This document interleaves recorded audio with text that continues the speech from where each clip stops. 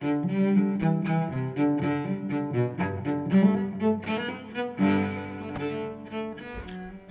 the conference is about to start. And what do teachers usually do right before a conference starts? Well, usually we stand in front of the breakfast buffet wondering how much of the food was locally sourced, and then politely ask a hotel employee for a third key card because the first two didn't work. But now, from the comfort of your chosen space, you don't have to deal with any of that. So, you're welcome. Anyway, we are so glad you're here. And while the conference is free, we could not put on this kind of event without help from a lot of people. Leaders from Arizona, Maryland, Ohio, Oregon, Utah, and Washington, the World History Association, were all essential in making this event happen. So, if you enjoy this conference as much as we think you will, do us a favor. Take a moment to join your local state council for the social studies. Join the WHA. It isn't much, but it makes a huge difference.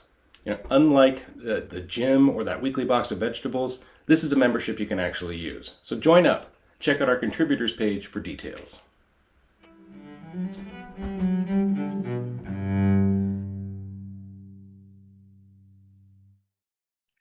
Hi, everyone. I'm Maheen Sahu.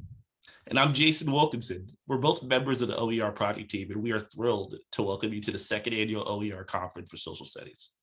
When we did this last year, it was because no one could leave their house to go to their usual in-person conferences. So we did something unusual. We came together like this to exchange ideas, support each other, and learn collectively. We are thrilled to be back this year. Wherever you are, we're glad you're here now and glad to be your MCs. And if we forget to tell you anything, all the info about the conference is available at oc4ss.oerproject.com. We've got 4 exciting, thought-provoking keynotes coming up, as well as a live discussion for each of our 8 discussion tracks.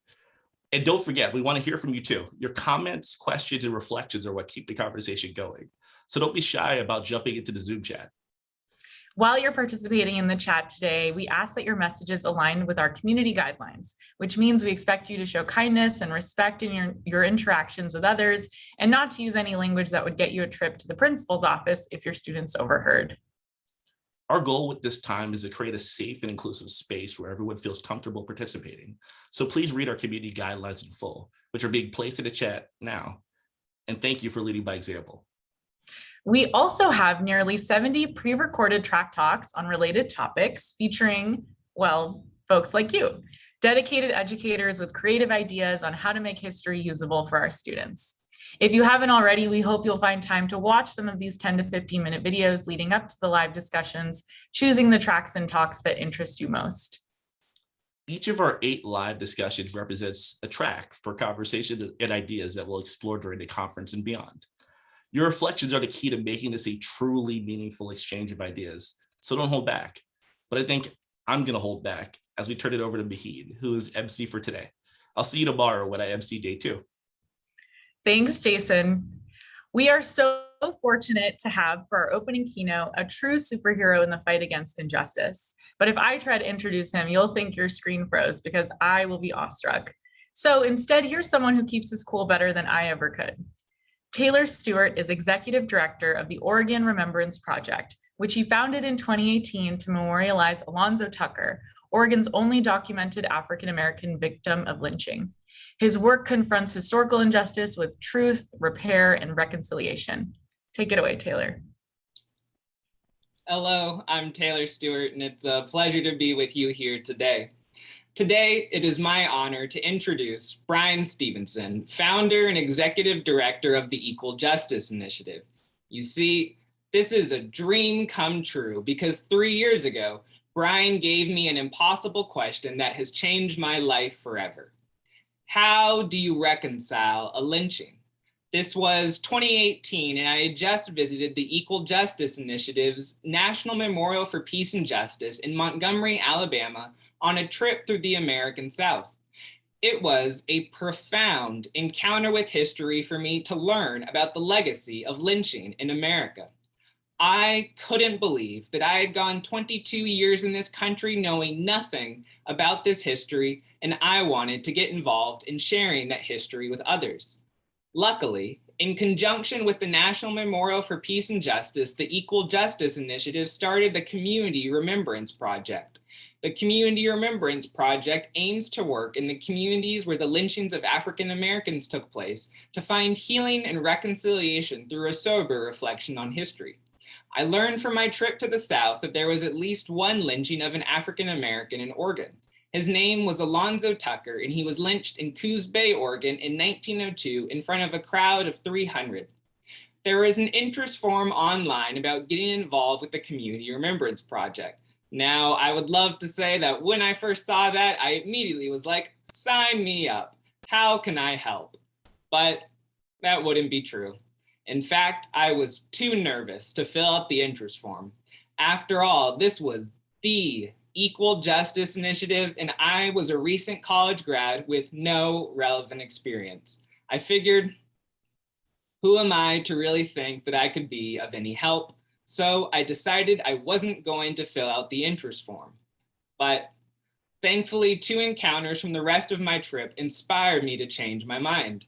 The first was a quote from John Lewis, longtime civil rights icon and congressman from Georgia, who asked, "If not us, then who? If not now, then when?" This taught me the fierce urgency of now. The second was the Mississippi Civil Rights Museum. This museum just focused on Mississippi history, so there was no mention of Martin Luther King, Rosa Parks, Malcolm X, individuals who we kind of deify. Instead, the museum told the story of everyday Mississippians who did their part to pave the way for justice. And so there at the Mississippi Civil Rights Museum is where I first learned that you don't have to be an extraordinary person to do extraordinary things.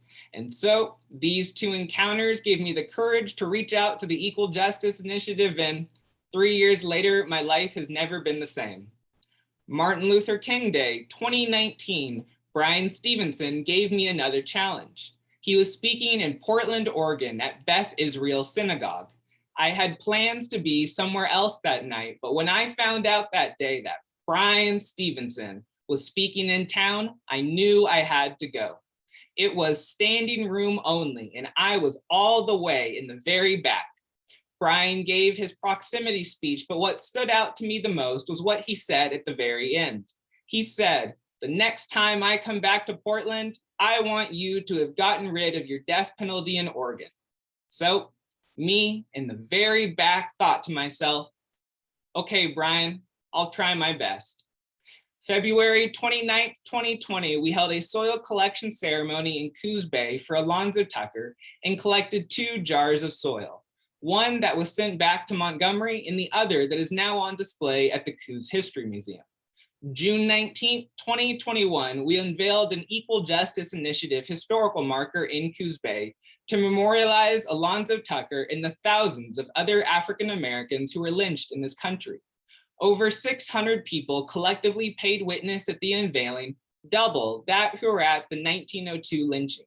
And within the next 2 elections, there will be an initiative on the Oregon ballot to overturn the death penalty so that we can reconcile our history of lynching in Oregon. I'm supposed to introduce Bryan Stevenson, but really, I just want to tell him thank you. When I don't know what to do, I watch True Justice, I listen to one of your talks, I read Just Mercy, and you help me figure out what to do next. So, thank you for inspiring me to seek justice for historical injustice. Thank you for showing me that we have the power to rewrite the ending to history stories. And thank you for giving me an impossible question, because the search for an answer has resulted in an impossible transformation.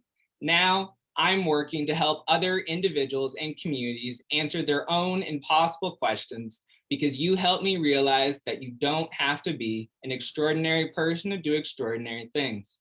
So it is my honor to introduce Bryan Stevenson.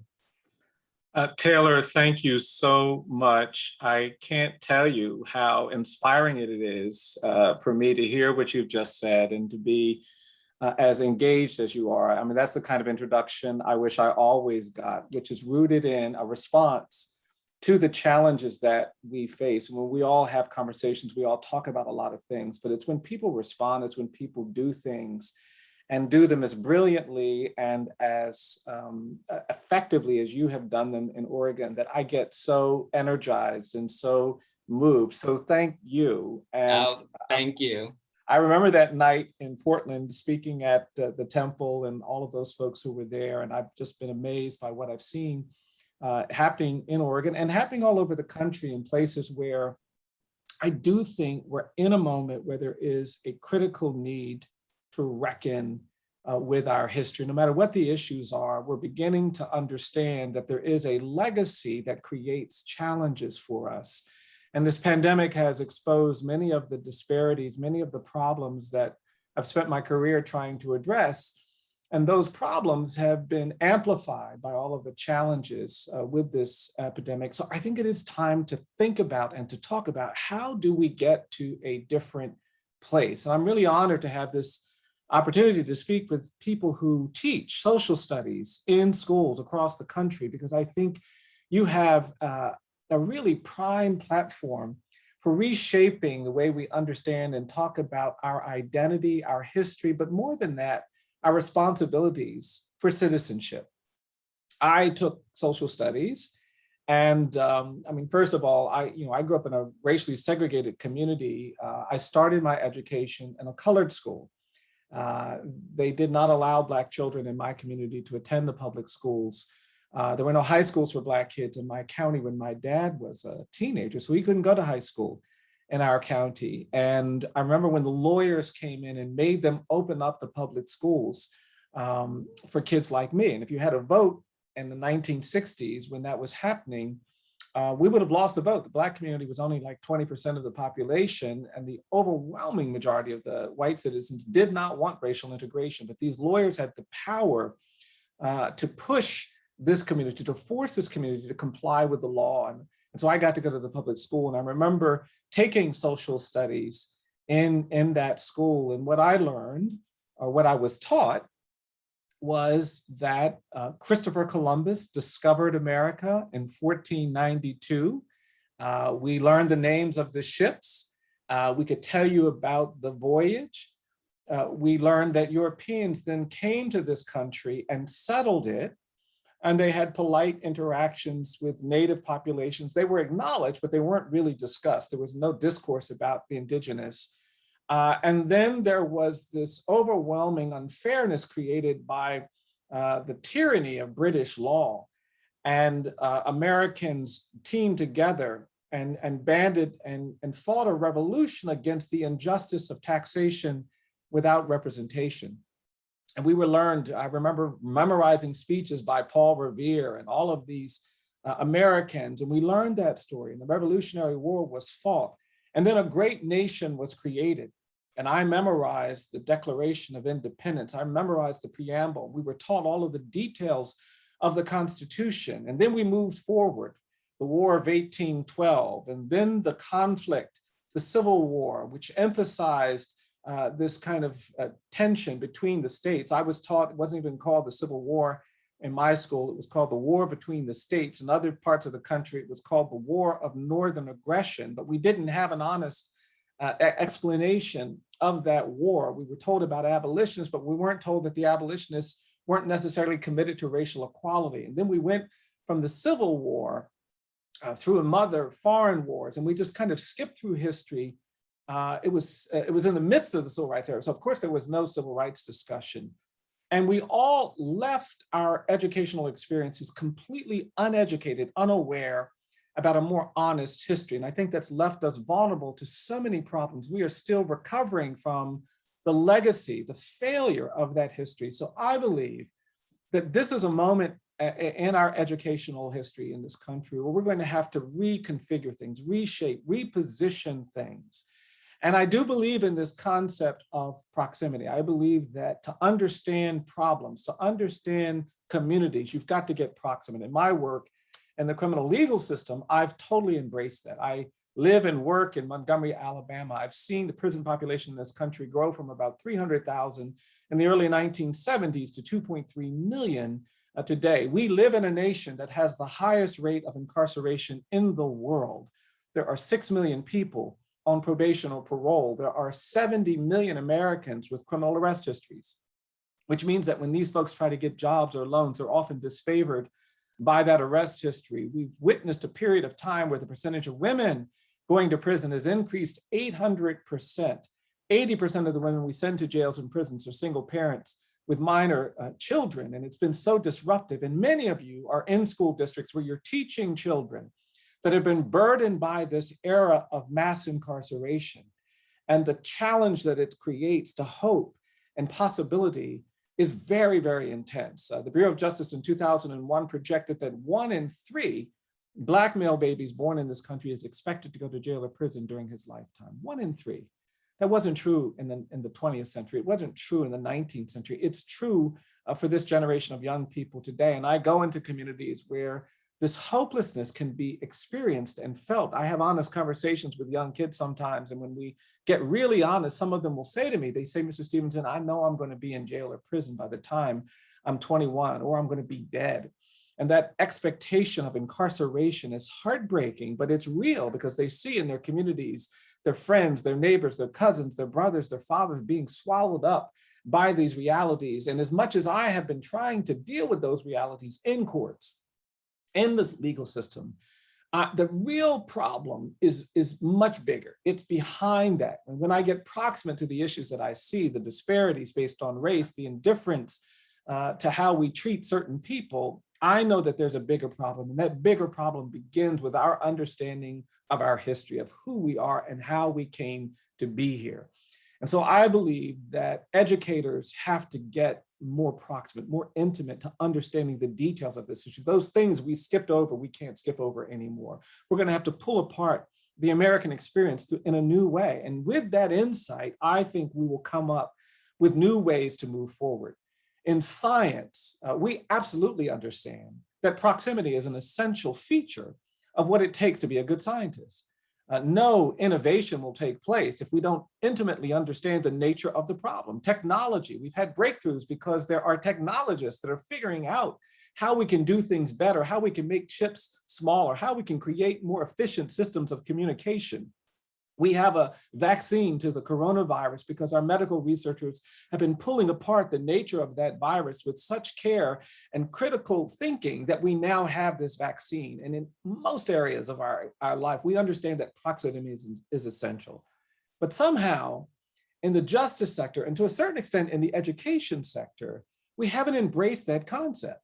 We often run away from the poor and the excluded and the neglected and the marginalized, the kids that aren't getting there are just called true. We don't worry about them. We don't worry about the children that are struggling to actually have the access that they need. And that comfort level with distance has, I think, compromised our ability to be effective. I often say that we have policies all over this country that were created by people who are distant from the problems. And that's why I believe to be effective, we've got to get closer to the poor. We've got to get closer to the neglected. We've got to get closer to the marginalized and the excluded. We've got to get closer to those who are suffering. We've got to get closer to people who have not benefited from the educational process the way we need to. And it's in proximity to these communities, to these problems, that we begin to see things and understand things. We have skipped over a lot of critical parts of American history. We haven't talked honestly about our struggle, our journey, our pathway in this country, and the absence of proximity, of intimacy with that has left us vulnerable to the multiple problems that we see all over this country manifest in so many distinct ways. And I believe that has to change. I think we're going to have to commit to an era of teaching that is rooted in an understanding that we have to be willing to talk truthfully about all aspects of our experience. You know, and I learned about this not just from my work as an attorney and as a researcher. I actually learned about the power of proximity from my grandmother. And I talk about my grandmother a lot because she was a real force in my family. She was the quintessential African-American matriarch. She was a power in our family. She was tough and she was strong, but she was kind and she was loving. My grandmother was a real force. She was the end of every argument in our family. She was also the start of a lot of arguments in our family, but there was something about her that just drew you near her. And when integration came to our community, she hadn't lived through that before, and she was unnerved by it. And she started doing these things she hadn't done before. She would come up to me and she'd give me these hugs, and she'd squeeze me so tightly that I thought she was trying to hurt me. And then she'd see me an hour later and she'd say, "Bryan, do you still feel me hugging you?" And if I said no, she would jump on me again, until by the time I was 10, my grandmother taught me every time I would see her, the first thing I would say is, "Mama, I always feel you hugging me." And she'd smile this smile, and I didn't really appreciate what she was teaching me until much later. My grandmother worked as a domestic her whole life, and she lived into her 90s, but when she got into her 90s, she fell one day and she broke her hip. And then she was diagnosed with cancer, and she was dying. And I was in college at the time, and I went to go see my grandmother, and I just couldn't imagine being in the world without her. She'd just been such a presence in my life. And I remember sitting next to her, and I held her hand, and I was just pouring my heart out, and her eyes were closed. She wasn't responding. I wasn't even sure she could hear a word I was saying. And I just sat there for a really long time, just pouring my heart out. And I knew I had to go. I didn't want to go, but I knew I had to. And at some point, I just stood up, and I took a step away. And as soon as I took that step, my grandmother opened her eyes, and she squeezed my hand, and she looked at me. And then she said, "Bryan, do you still feel me hugging you?" And then she said, "I want you to know I'm always going to be hugging you." And I didn't appreciate that until much later, but there have been times in my life when I have felt embraced by my grandmother. And I actually think that there is a kind of power, a kind of strength, and an honest history that can get us places that we might not otherwise think we can get. There is power in proximity. I really believe that. It has defined much of my work. And I think if we invite people to understanding the power of memory and history, we can do some things that we haven't done before in American education, which is to honestly understand who we are and how we got here.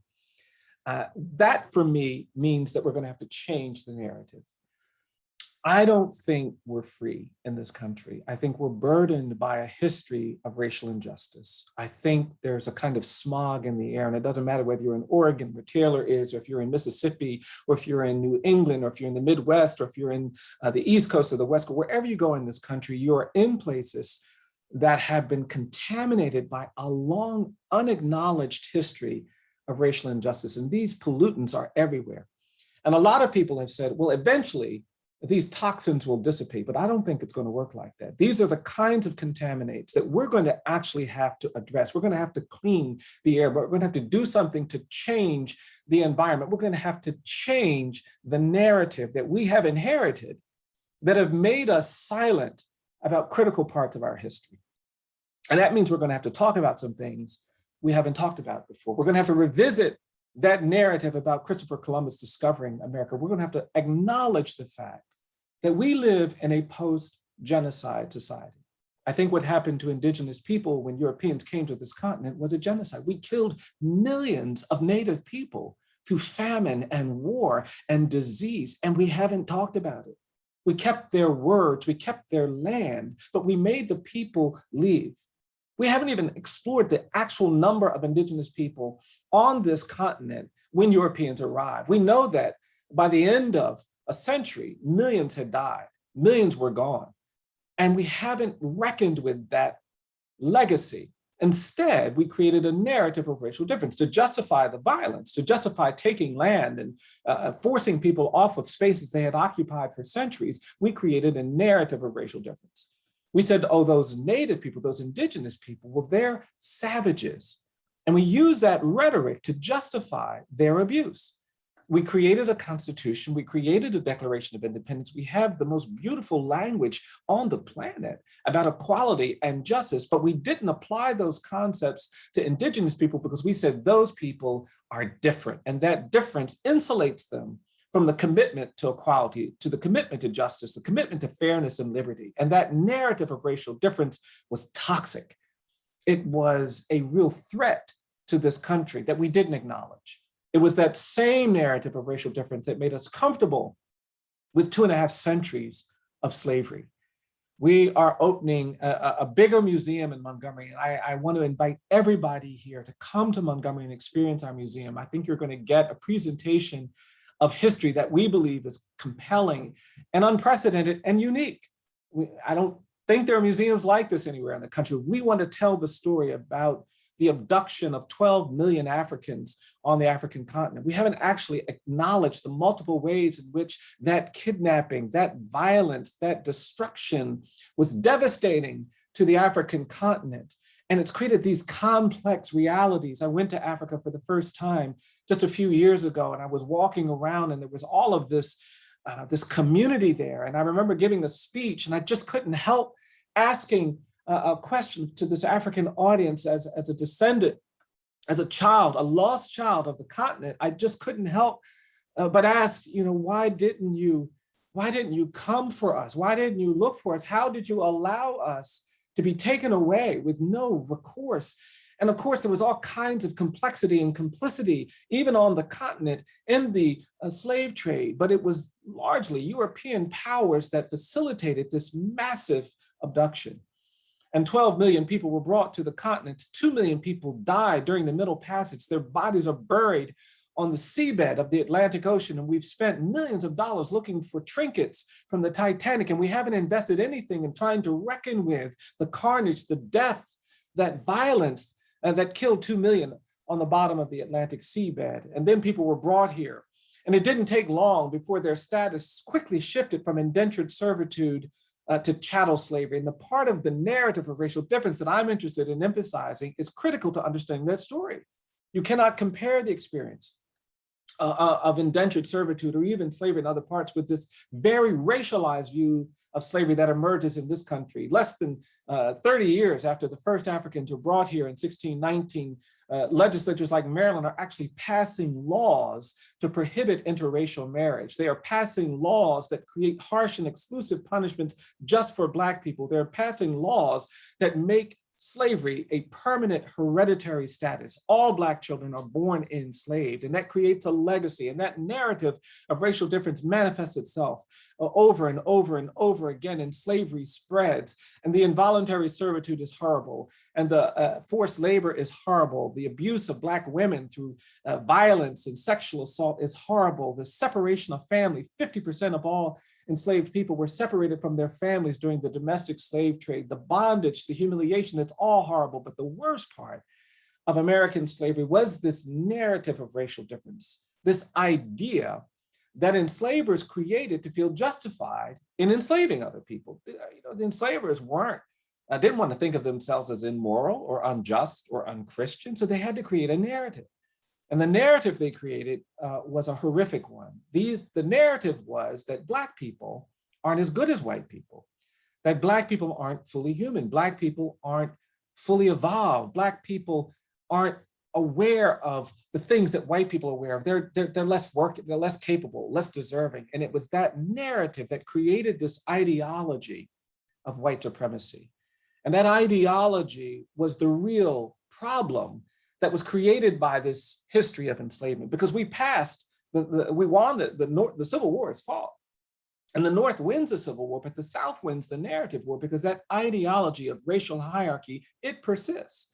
We passed the 13th Amendment in 1865 that talks about ending involuntary servitude and forced labor, but says nothing about ending this narrative of racial hierarchy, this ideology of white supremacy. And we have a Reconstruction period where we've created a 14th Amendment and a 15th Amendment, but because we haven't committed to rejecting racial hierarchy and white supremacy, those amendments ultimately fail to provide protection to African Americans. The United States Supreme Court embraces states' rights over equal rights. And then that opens up a door for a century of racial terror and violence.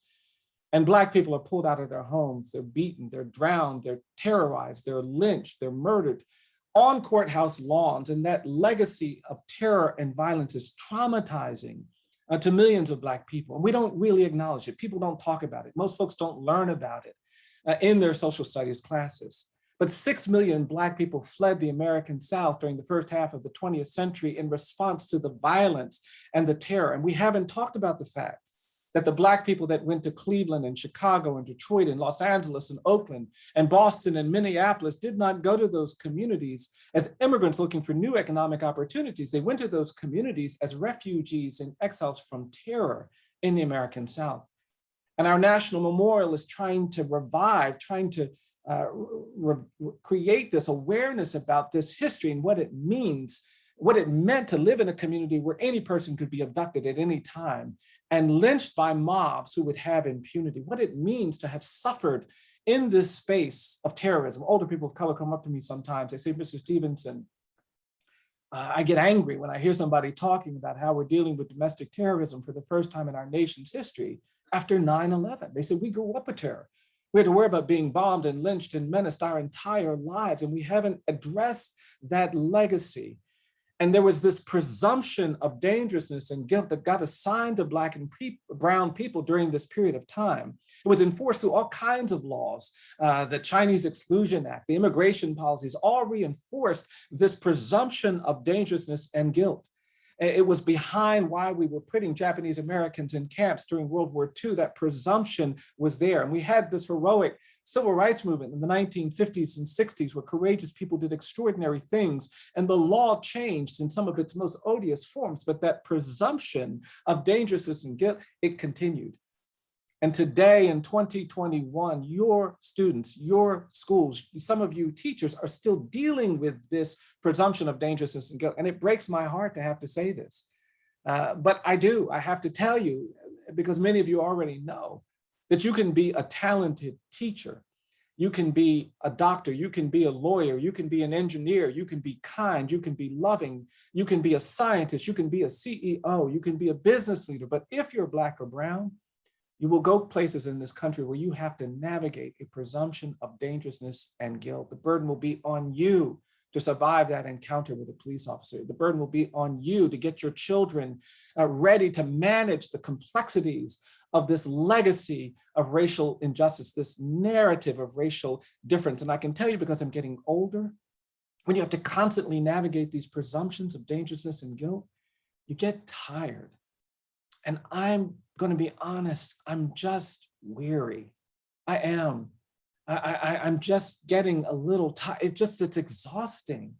You know, I've argued a bunch of cases at the United States Supreme Court. I've had a lot of success in my career. I've got all of these degrees. I've got all of these honors, and still, I'd won a case at the Supreme Court banning the life without parole sentences for children. I was going around the country representing kids, and I was in a courtroom in the Midwest, and I got there early. I had my suit and tie on. I was sitting at defense counsel's table, and the judge walked in, and when he saw me sitting there, he got angry.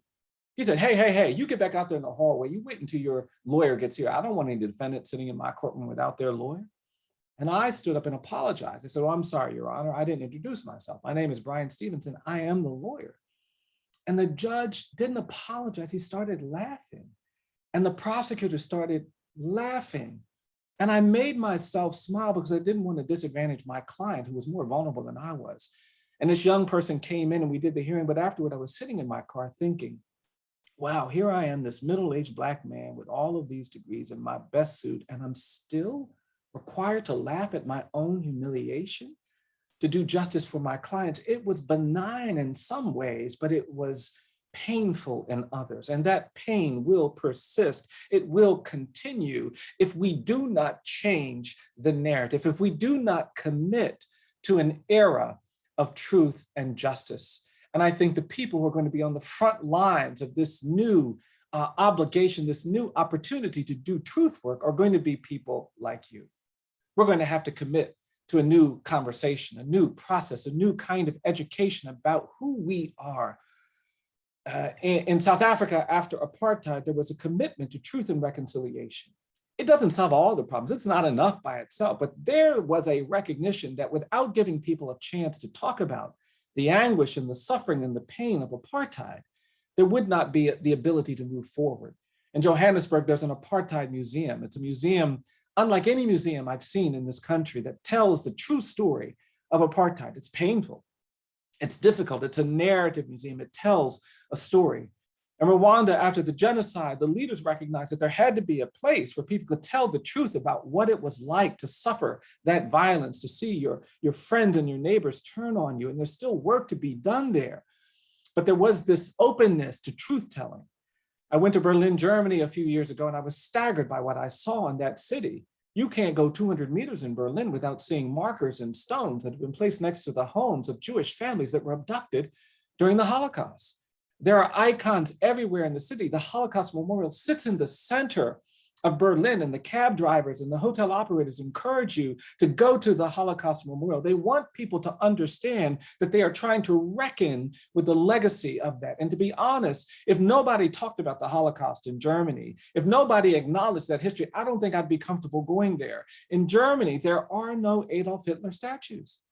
It'd be unconscionable for most people to propose honoring the architects of the Third Reich, defending the perpetrators of the Holocaust. But I live in a region of this country where the landscape is littered with the iconography of the Confederacy. In my state of Alabama, Jefferson Davis's birthday is a state holiday. Confederate Memorial Day is a state holiday. We don't even have Martin Luther King Day. It's Martin Luther King / Robert E. Lee Day. And while every state doesn't have that kind of explicit embrace of these people and ideas that are antithetical to freedom and equality, every state is still struggling with the legacy of this history. And that is why I believe we have to change the narrative. We have to commit to a period of truth-telling. We're going to have to educate young people differently. The number one reaction we get when people come out of our museum, when they come out of our memorial, is the number one thing we hear is, I didn't know.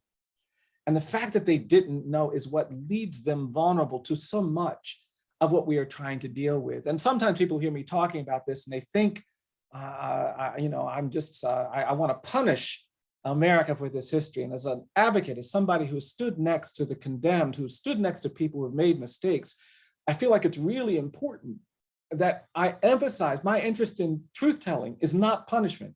And part of the problem we have in America is we've become such a punitive society that we've developed this habit where we're not willing to talk honestly and truthfully about some things because we fear the punishment. And that's the other reason why I'm trying to end mass incarceration and change our relationship to crime. We've got a generation of policymakers who thought they could put crimes in jails and prisons, and they've created laws that have represented this idea. We can put this crime in prison for 50 years and this one for 80 years. And the truth is that you can't put a crime in prison. You put people in prison, and people are not crimes. And even though our history can be painful and difficult, it is not all that we are. So my interest in talking about the history is not punishment. My interest is liberation. I genuinely believe that something better is waiting for us. I do. I think there's something that feels more like equality, that feels more like freedom, that feels more like justice waiting for us in this country. But we will not get there if we continue to maintain the silence, if we act as if we're afraid to tell the truth. I come from a faith tradition. And in my faith community, you can't come to the church and say, I want redemption and heaven and salvation and all that good stuff, but I'm not going to acknowledge anything. The preachers will tell you that you've got to confess, you've got to repent, and you shouldn't fear that. That is a pathway toward redemption, toward restoration. And I believe that for our communities. So many of us have feared the bad thing that will happen. When we built our museum and we built our memorial, there was apprehension and nobody supported us and everybody was worried about what would happen. We've had over 1 million people come to these spaces, and I've been moved by what I've seen. Taylor was telling you about our Community Remembrance Project. One of the things we do is we invite communities to come together and reckon with their history. And we have a process where we will provide a memo about a lynching in every community. We invite people to gather soil from the space where the lynching took place. And then we take the soil and we put it in our museum, and we honor both the community that engaged in that reckoning, but also the person whose life was lost, because most people in this country, most teachers in this country can't name a single African-American lynching victim from 1877 to 1950. Some of us will know the name of Emmett Till and people like that in more recent history, but you ask them to name a single African-American between 1877 and 1950, and they can't do it. And there were over 6,000.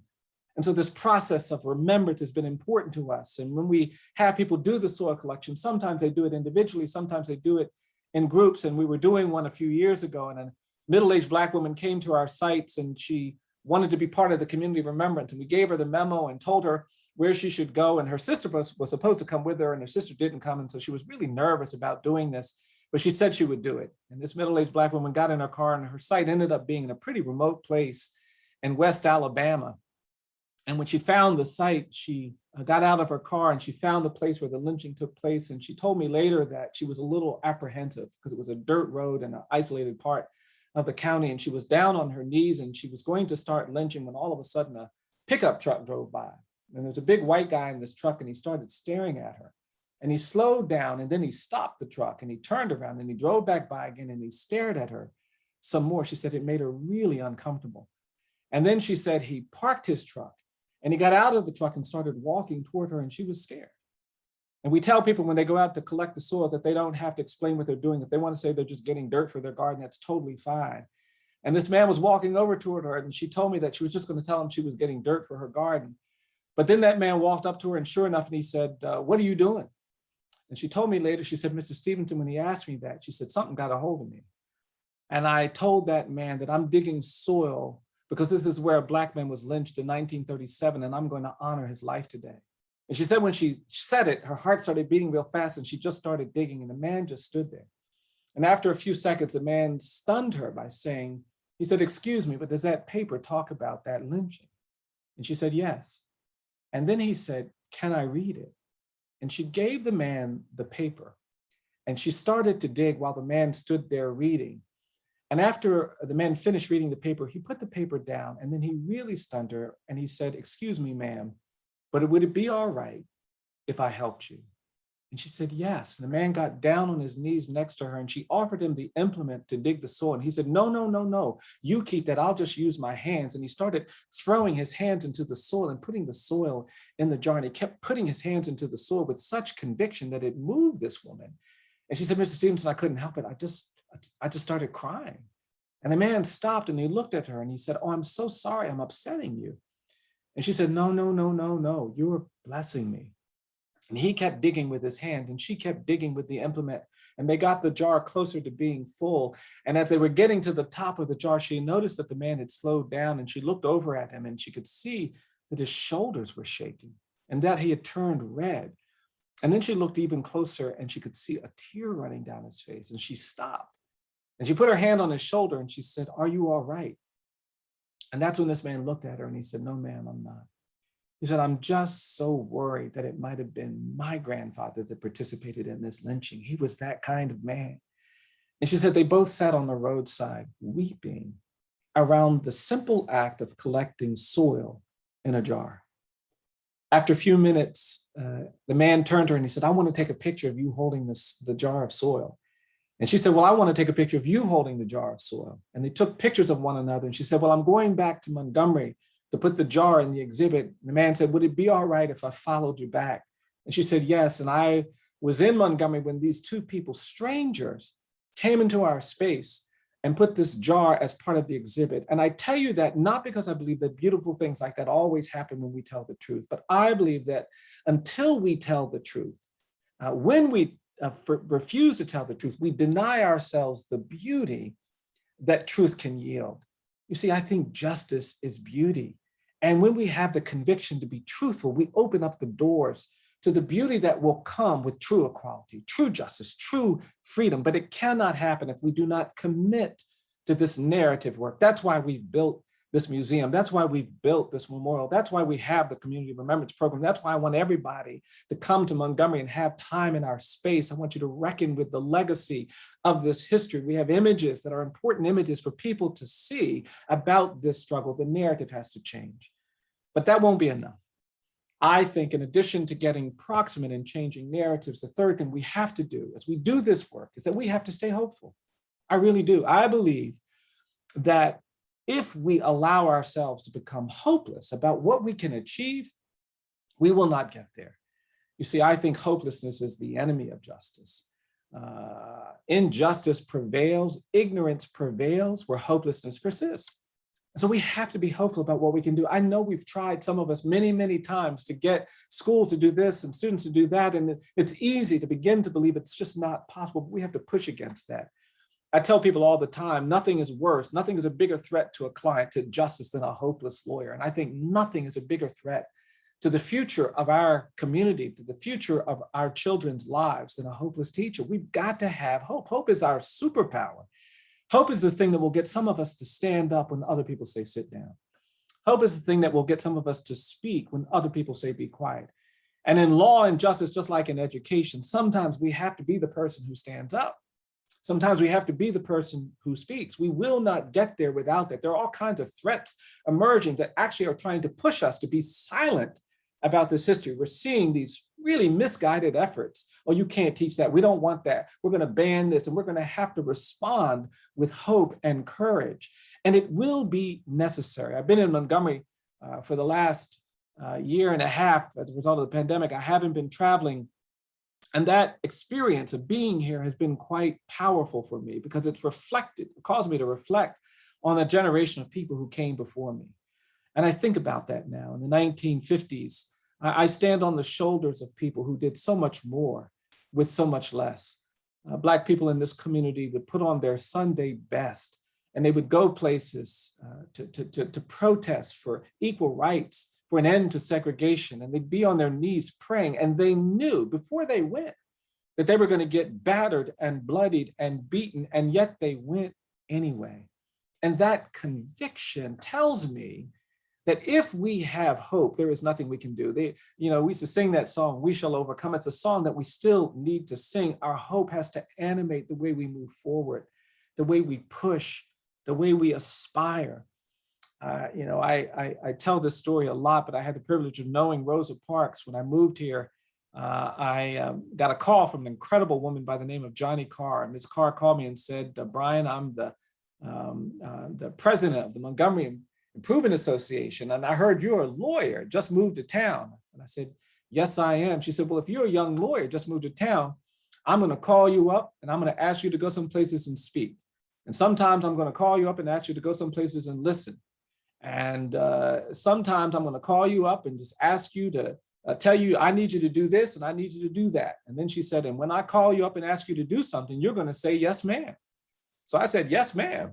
And she would call me up and ask me to do different things. And one day she called me up, she said, "Bryan, Rosa Parks is coming to town. We're going to get together at Virginia Durr's house." Virginia Durr was a white woman whose husband, Clifford Durr, had represented Dr. King. She said, "We're going to get together and we're just going to talk."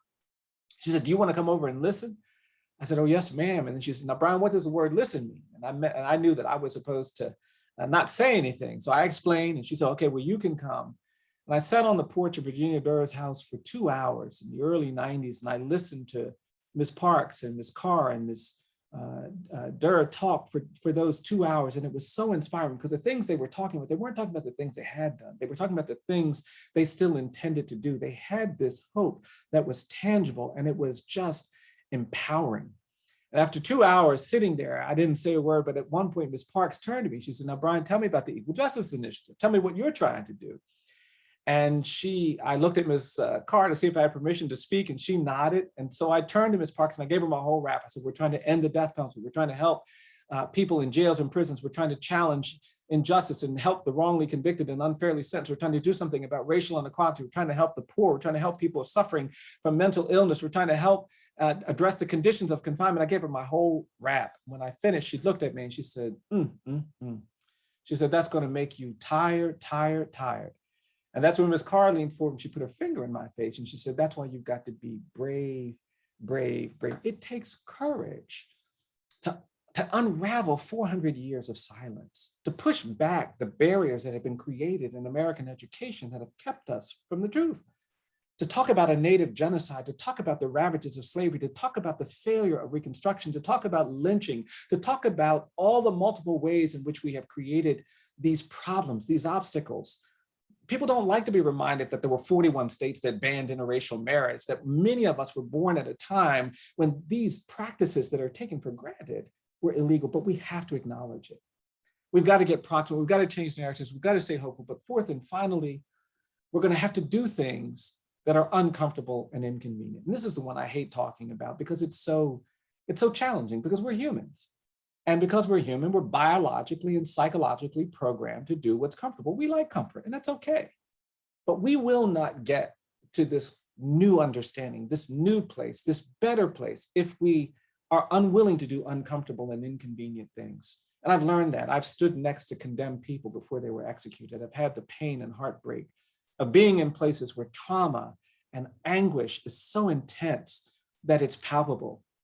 I've had to go into places where people hated me. I've had to get past threats and all kinds of insults to do the things that I do. But nothing has concerned me more than confronting the bigotry, the ignorance, the violence behind this continued silence. And that is why I believe this is a moment for all of us. Commit to doing the difficult things. And I will say the good news is that those of us who understand the power of memory, the power of history, can feel energized by knowing what people did before us. My great-grandfather was enslaved in Virginia in the 1850s and 60s, and he learned to read, even though he knew that it might cost him his life. It does something to me to think about that. We built this museum, we built this memorial. I represent people on death row. We challenge conditions of confinement. There are times when I feel overwhelmed. There are. And sometimes I'll go down to the Alabama River, which is not far from my office. My office is on Commerce Street in Montgomery. It's the place where thousands of enslaved people were trafficked.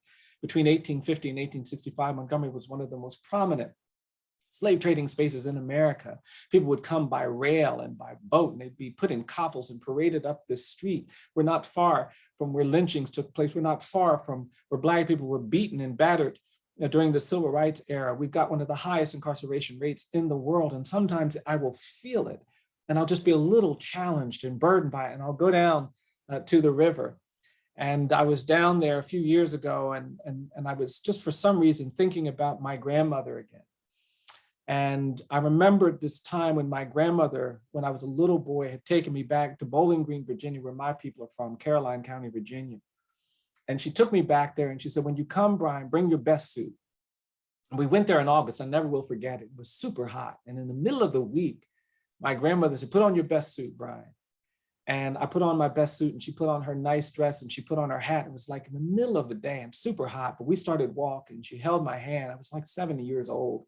We started walking down this dirt road, and we got to this field, and we started walking through the field. And I kept saying, Mama, where are we going?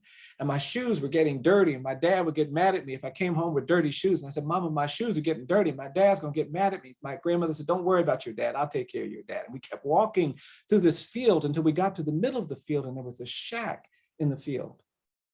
And my grandmother cleaned me up. And, she was one of those kind of grandmothers that would lick her fingers and wipe your face, but it was almost like she was going to present me to someone. And she cleaned me up, and we walked up to the shack, and she said, when we get inside the shack, you're going to hear something. I said, okay, Mama. And we went inside the shack, but the shack was empty. It was small, but it was empty. And I kept waiting to hear something, and I didn't hear anything. And I kept waiting, and I didn't hear anything. And then I looked at my grandmother, and I saw a tear running down her face. I'd never seen her cry before.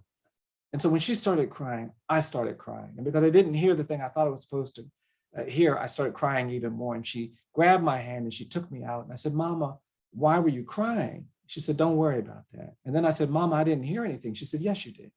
I said, no, Mama, I didn't hear anything. She said, yes, you did. And I started crying some more because I thought I'd missed it. And I forgot all about it until I was a college student doing a paper on my family history. And I remember interviewing my grandmother for about three hours. And we talked and talked and talked, and she told me all kinds of things. And at the end of the interview, my grandmother looked at me. She said, you didn't ask me about that time I took you to that shack. I'd forgotten all about it.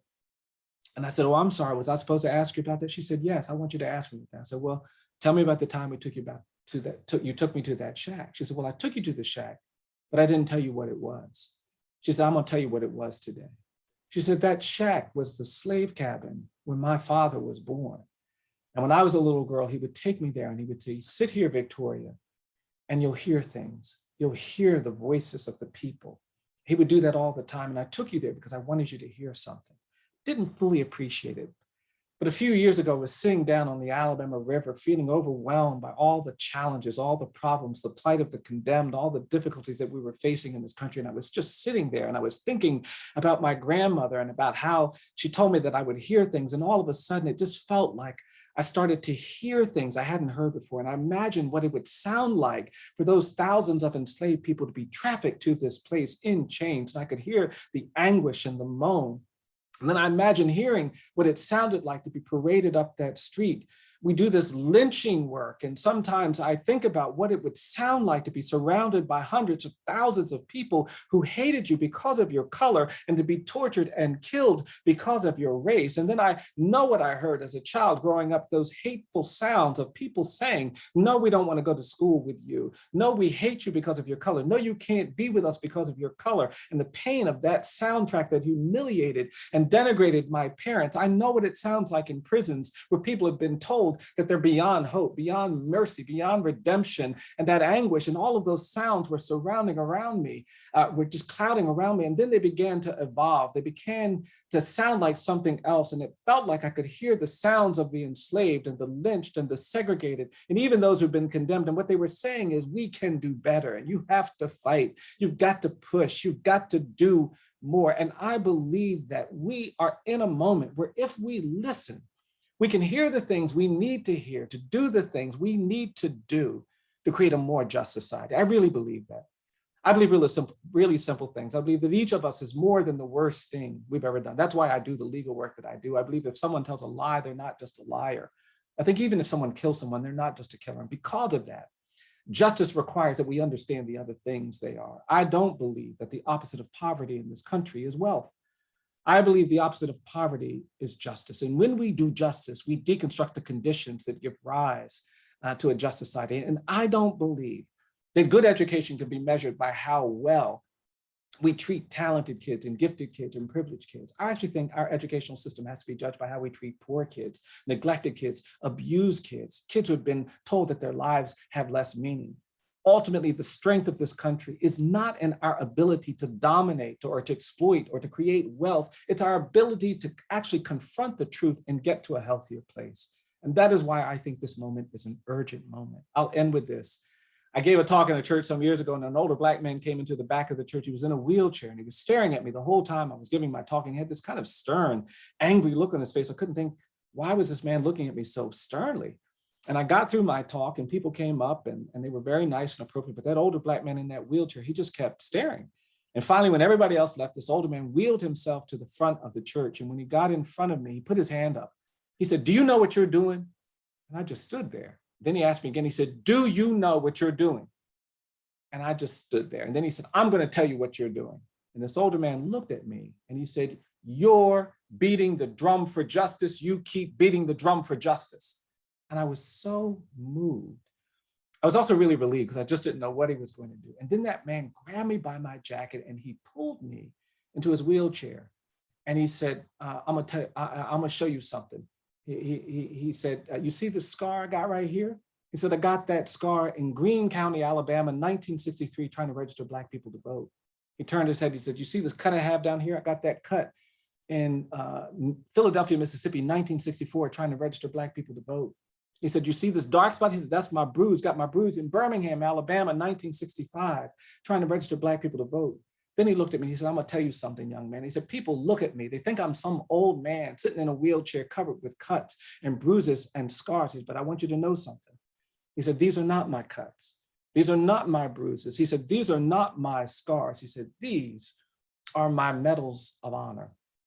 Sometimes educational spaces can feel like a battleground where we're threatened and attacked. But for those of us who get proximate, who change narratives, who stay hopeful, who do the uncomfortable things to create a generation that gets us closer to freedom and equality and injustice, I think being a teacher can become a medal of honor, a pathway to greatness that I want to celebrate. And I want to celebrate all of you for the incredible work you do and the great success I know you will have as we yield this era of truth and justice. Thank you all for inviting me to be a part of this conversation, and I wish you all the best. Thank you so much, Bryan, for starting us off with such a powerful and moving session. I really appreciated your call to action to embrace the power of proximity and commit to truth telling. I can tell our teachers in the audience did too, based on the chat. So thank you for taking the time and for kicking off our second annual OER Conference for the Social Studies. We really appreciate it.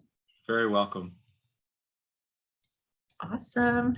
All right. With that, just like we'll do at the end of all of our OC for SS sessions this week, we are going to drop in a link to the after party discussion thread into the Zoom chat, and we encourage you to bookmark it and participate. That way you can keep the conversation about that fantastic keynote presentation going, even now that it's over. So I know that was a hard act to follow, but I'm very excited about the 3 live discussions coming up today, and I hope you are too.